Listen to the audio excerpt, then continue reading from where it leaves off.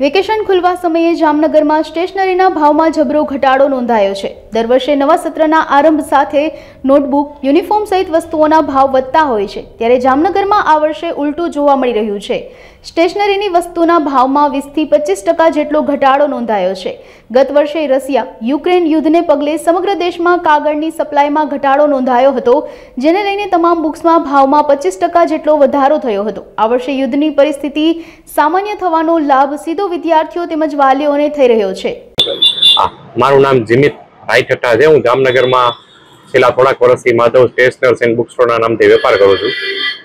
કોરા ચોપડાની આ વખતે વાત કરીએ તો ગયા વખતની સરખામણીમાં આ વખતે પેપર મિલના ભાવ ઘણા ઓછા છે, જેથી કરીને તેની સપ્લાય ખૂબ જ સારી મળી રહી છે અને ભાવ પણ ગયા વર્ષ કરતાં ખૂબ જ વ્યાજબી। સ્ટેશનરીની વાત કરવામાં આવે તો તેના ભાવ પણ ગયા વર્ષની સાપેક્ષમાં ખૂબ જ વ્યાજબી છે, ઓછા છે ને સારી એવી સંખ્યામાં દરેક જગ્યાએ મળી રહી છે। ગયા વર્ષે કોમન એવી વાત હતી કે રશિયા અને યુક્રેનના યુદ્ધને લીધે પેપરની સપ્લાય ઓછી છે, કાચા માલની, જેથી કરીને ભાવ વધારે હતા, જે ન્યૂઝપેપરમાં દરેક જગ્યાએ આવ્યું હતું।